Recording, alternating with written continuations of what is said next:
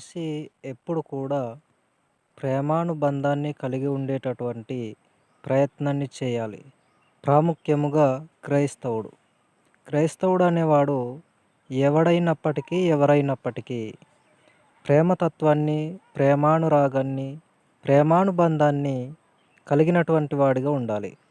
ఎందుకంటే దేవుడు ప్రేమామయుడును, కనికరము కలిగినటువంటి వాడిగా ఉన్నాడు కాబట్టి, పరిశుద్ధతను కలిగినటువంటి వాడిగా ఉన్నాడు కాబట్టి, మనలను కూడా పరిశుద్ధులుగా ఉంటూ, ప్రేమానురాగాలను కలిగినటువంటి వారిగా, ప్రేమ బంధాన్ని కలిగి ఉండేవారిగా ఉండాలి నా కుమారులు అని దేవుడు కోరుకున్నాడు కాబట్టి, మనం కూడా క్రైస్తవులుగా ఉంటున్నటువంటి మనమే ప్రాముఖ్యంగా ప్రేమానుబంధాన్ని కలిగి ఉండేటటువంటి ప్రయత్నాన్ని చేయాలి.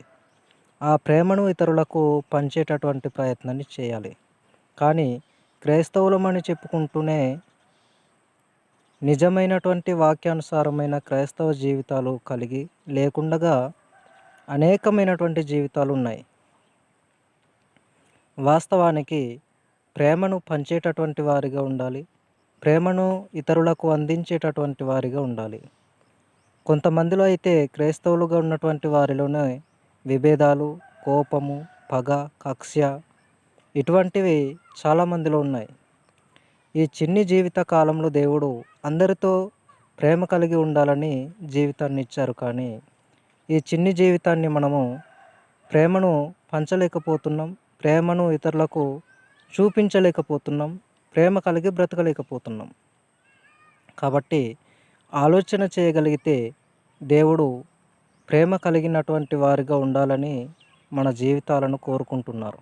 కాబట్టి మనము ప్రేమ కలిగి ఉండేటటువంటి ప్రయత్నాన్ని చేయాలి. ప్రేమ కలిగి ఉండాలి. అంతేకాని పగ, ద్వేషం, కోపం అనేటటువంటివి ఒక క్రైస్తవుని జీవితంలో ఉండటానికి వీలు లేదు.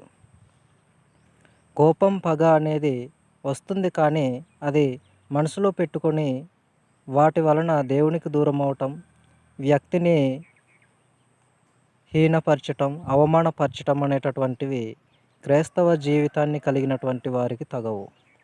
కాబట్టి ఈ చిన్ని జీవితంలో, దేవుడిచ్చినటువంటి ఆయుష్కాల జీవితంలో కోపము, పగ, ద్వేషము అనేటటువంటి వాటిని విడిచిపెట్టి ప్రేమించేటటువంటి తత్వాన్ని కలిగి ప్రేమను పంచేవారిగా, ప్రేమను చూపించేవారిగా క్రైస్తవ జీవితాలు ఉండాలి అని కోరుకుంటూ ఉన్నాను. ఎందుకంటే ప్రేమ లేకపోతే మనము వ్యక్తిత్వ జీవితానికి కానీ, క్రైస్తవ జీవితంలో ఎవరైనా కలిసి అనేకమైనటువంటి విషయాలు మాట్లాడుకోవటానికి కానీ, వారి యొక్క జీవితాలలో సంబంధం అనేది లేకుండా ఉంటుంది. కాబట్టి మన యొక్క జీవితాలు ఎలా ఉండాలంటే ప్రేమను కలిగించేటి జీవితాలుగా, లేదా ప్రేమను కలిగి ఉండి ఇతరులకు ఆ ప్రేమను చూపించి పంచగలిగేటటువంటిదిగా ఉండాలి. ప్రేమించటానికి దేవుడిచ్చిన జీవితకాలం సరిపోదు అనుకుంటుంటే ఈ చిన్ని జీవితంలో దానికి వ్యతిరేకమైనటువంటి ఆలోచన కలిగి కోపాన్ని పెంచుకోవటం, పగను పెంచుకోవటం, పగను చూపించటం, కోపాన్ని చూపించటం.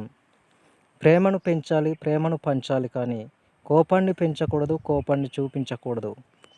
ఎవరు అనంటే ప్రాముఖ్యముగా క్రైస్తవ జీవితాలు కలిగినటువంటి మనమందరం కూడా ఈ విషయాలన్నీ జాగ్రత్తగా గమనించి మనసులో పెట్టుకోవాల్సినదిగా కోరుతూ ఈ మాటలు ముగిస్తున్నాను.